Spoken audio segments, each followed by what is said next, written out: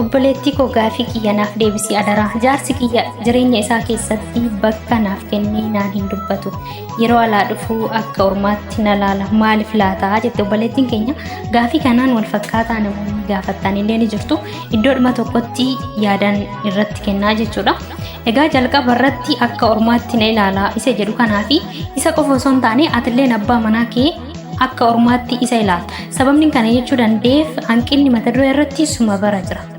Dhiironni yeroo hedduu jaalala keessattis ta'ee bultii keessatti baasanii dubbachuu caalaa kan fedha isaanii dubartii fedha isaanii akkamatti irraa dubbistee beektuuf osoo namni sun hin dubbatiin kan jaalatan jechuudha yookiin kan barbaadan. Inni kun immoo amaloota dhiirota hedduuti jechuudha. Dhiironni wantoota hedduu baasanii hin dubbatan. Garuu haadha manaas ta'e jaalalleen isaa dhiira tokkoof osoo inni waa tokko hin dubbatin akka fedha isaaf guutu akkasumas ammoo waan garaa isaa akka isaaf beektu barbaada jechuudha. Ati abbaa manaa kee kana sirriitti beekuudha qabda. Maal akka jaalatu, maal akka jibbu akkasumas ammoo abbaa manaa kee erga ta'een alatti akka hiriyaatti itti dhiyaachuu. Nama kana jaalalaan ofitti dhiyeessu atilleen itti dhiyaachuudha qabda. Inni biraan iftoominaan waliin haasa'udha. Iftoominaan akkasitti haasa'u immoo kan gochuu danda'u sumadha jechuudha. Dhiirri tokko gaafa ala turee alaa manatti galu fuula ifaadhaan eeguudha. Rakkoon dubartoota hedduu bira jiru oduma dubbanne dhiirri tokko yoo ala turee dhufe yookiin abbaan manaa ishee ala turee yoo dhufe dubartoonni hedduun isaanii kan lolan kan fuula guuran yookiin ammoo barrillee banuu kan didan dubartoota hedduudha. Inni kun sirrii miti. Sababni isaatis namni ala turee galuu danda'a. Namni ala turu immoo wantoota garaagaraa nama sana qunnamuu danda'a. Garuu yerootti yoo aariillee qabaatte aarii sana ofirraa tasgabbeessite abbaa manaa kee fuula ifaadhaan simachuu. Dabalataan maaliif akka ture haala tasgabbii ta'een gaafachuu. Ati akka hiriyaatti akkasumas ammoo akka jaalalleessaatti dabalataan akka haadha manaa isaatitti itti dhiyaachuudha. Dhiironni kan barbaadan hedduun isaanii isa kanadha. Yoo ati garuu irraa kan fagaattu yoo ta'e inni dubartii biraa barbaacha deema jechuudha. Kan yaadaan isa hooggantu. Inni biraan dadhabbina isaatiif ati cimina qabaachuu qabda. Dadhabbina isaa yookiin maatii kee ta'uu danda'a. Dabalataan ammoo hiriyaa kee kan shamaraa ta'uu danda'a. Dadhabbina isaa tasumaayyuu dadhabbina abbaa manaa keetii baastee dubartiitti hin haasa'in. Dabalataan harmee keellee maaliif hin taane? Dadhabbina isaatiif ati cimina ta'eef iddoo dadhabbina qabu sanatti guutuu taasisi.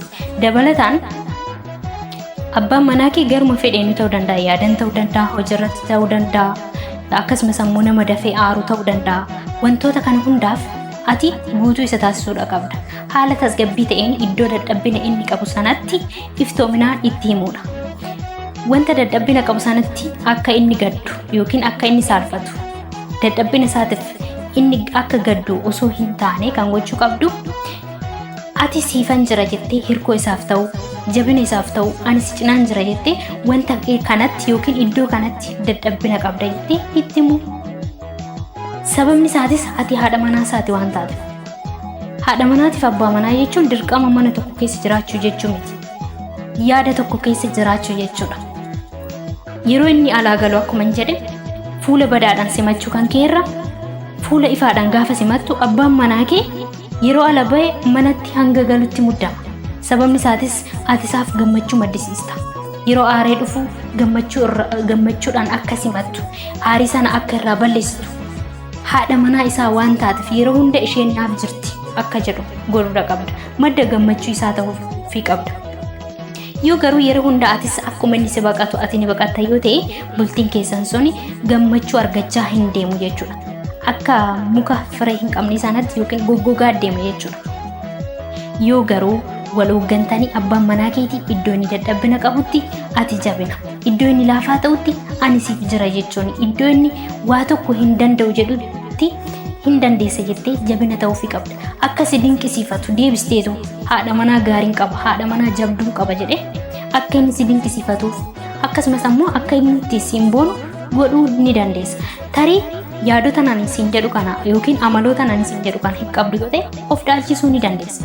Amaloota hin qabne sana amaloota hin taane sana ofirraa balleessitee amaloota gaarii horachuu ni dandeessa jechuudha. Dabalataan durarratti jedheen jira dhiironni wanta tokko yookiin abbaa manaa keetis haa ta'u jaalallee keetis haa ta'u dhiirri tokko gaafa ati waa'ee isaa nama biraatti dubbattee nama biraatirraa dhaga'u na amani guutumatti akka ormaatti si ilaala jechuudha. Dhiirotaaf wanta akkanaa kun baay'ee itti ulfaata namarraa dhaga'uun garuu yoo sirraa dhaga'e baay'ee itti tola. Iftoomina wanta qabduuf wanta na jaalattuuf natti hin ta'e dabalataan wanta inni siif godheef galateeffachuu kennaa garaagaraa siif kennuu danda'a yookiin yaadan si gargaaruu danda'a. Yaadumaanuu yeroo si gargaare abbaa manaa akkanaa argachuu kootti baay'een gammada jettee galateeffachuudha qabda. Wanti akkanaa dubartoota hedduu biratti hanqina hedduudha kan inni jiru. Maalifan isa galateeffadha? Anoo haadha manaa isaatii wanta hundaan isaaf godha maalifan isa galateeffadha kan jedhan dubartoota hedduudha. Inni kun garuu sirrii miti. Abbaa manaa keetii wanta kamiiyyuu si gargaaru yaadanuu yoo si gargaare yeroo ati dhukkubsatte yoo si bira dhaabbate yeroo ati gaddite ani siif jira yoo siin jedhe akkasumas ammoo yeroo hunda ani hoogganaa keeti yeroo siin jedhe abbaan manaa kee galateeffachuudha qabda. Galatoomii abbaa manaa koo jechuu ni qabda. Inni kun jaalala keessan ni jabeessa malee hin laaffisu jechuudha. Yeroo hunda atis immoo akka haadha manaa akka jaalalli isaatitti dabalataan waa hunda isaa akka taate yeroo hunda itti himuudha qabda. Egaa hanqinni kun ni jira jechuudha. Hanqinni dhiirota biraatti immoo mul'atu yeroo tokko tokko kunuunsa haati manaa isaanii yeroo taasiftuuf dhiironni boonan yookiin ammoo haadha manaa isaaniitti deebi'anii dhiira biraa kan ta'an jiran amaloota hin jirre kan baasan ni jiran. Inni kun immoo dhiirota tokko tokko biratti kan argamu dhiirota hunda biratti osoo hin taane dhiirota tokko tokko biratti ni argama. Haa ta'uti garuu wanta akkanaa kun tasumaayyuu sirrii miti. Sababni isaatis haati manaa kan kee gaafa si kunuunsitu gaafa siif jira siin jettu abbaa manaa koo jettee gaafa si dinqisiifattu gaafa maqaa kee ol si kaaftu yookiin ammoo maqoota gaggaariidhaan gaafa si waamtu dhiirri suma tokkicha ta'e miti addunyaa kanaa dhiironni akkasitti of ilaalan parsantiidhaan muraasa kan ta'an waan jiraniif amaloonni akkasii sun illee immoo sirrii miti. Dhiirri si maleedhaan siin ala addunyaa kanarra guutaniiru. Haala saniin ilaaluudha qabdaa jechuudha. Ishee wanti si kunuunsituuf wanti siif jira siin jettuuf wanti si jajjabeessituuf dhiirri addunyaa kanarra si qofa ta'e osoo hin taane wanta si jaalattuuf bultiin ishee akka diigamu wanta hin barbaanneef. Kanaaf wanti kunillee kan argamu dhiirota muraasa biratti jechuudha. Kanaaf dhiironni amaloota dadhabaa akkanaa qabdanillee haati manaa keessanii gaafa isin kunuunsitu isinis daran ishee deebistanii kunuunsu wanta isheen isiniif goote irratti galateeffachuu ani abbaan manaa keessiif jira jechuun cinaa dhaabbachuu dhiirri kamuu akka ishee hin nyaarre gochuu dabalataan ammoo maatiin dhiira tokko tokko kan deebi'anii haadha manaa isaa jalatti dhaanuudhaaf yookiin ammoo amaloota garaagaraa illee agarsiisan ni jiran. Ani siif jira jettee haadha manaa kee kunuunfachuu warra keetiin immoo sababa ishiitiin wal loluu osoo hin taane akkaataa walii galtee yookiin ammoo fageenya addaan uumuudhaaf qabda. Ani isa kana immoo kanan amu warreen dhiirotaatiif jechuudha.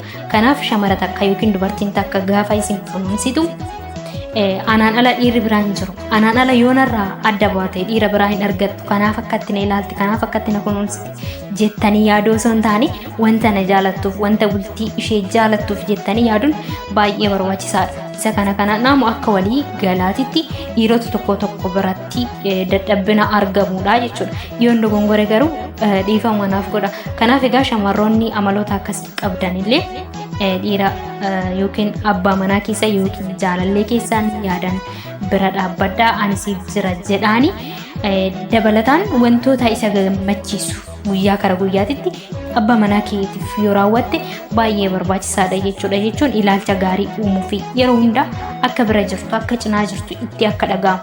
Yoo ati kana hin taane garuu akkuma inni sirraa baqatu akkuma inni jalqaba jedhe yoo ati irraa baqatte dirqama dubartoota biraa deemuun wanta hin oolledha jechuudha. Kanaaf kun osoo hin ta'in dura abbaa manaa keetiitiif ani siif jira jettanii gaafa cinaa dhaabbatte wanti hunduu ni salphata.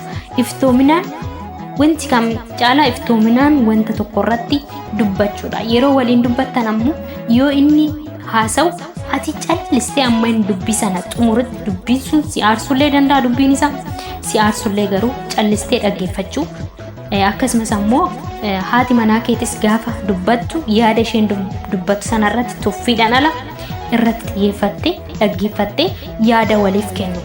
Kabaja waliif laachuu mana keessatti isin lamaanuu kabaja waliif laachuu kabaja waliif laachuun iddoo waliif laachuu waan ta'eef jechuudha. Yoo kabaja walii hin qabne garuu akkuma waan dirqama ta'eetitti mana tokko keessatti galuun barbaachisaa miti. Sababni isaatis namni tokko bultii ijaarratee kan waliin jiraatu dirqama ta'ee osoo hin taane wal gammachiisee waliin gammadee daa'imas waliin argate waliin guddifatee jireenya san keessa gammachuudhaan jiraachuu wanta qabuufi jechuudha. Kanaaf yaada kan koo asuma irratti hangolaba. Hordoftoonni gama YouTube'tiif akkasumas ammoo gama TikTok'tiin na hordoftan hundi keessanuu galatoomaa isin jecha. Warri TikTok'dhaan na hordoftan immoo gama YouTube chaanaalii kiyyaa koottati na hordofaa maatii naaf ta'an isin jedha. Turtiin afaan taasistaniif galatoomaa yoo hunduu gongora qabaadhe nuuf kolchaan isin jedha. Nagaan naaf tura.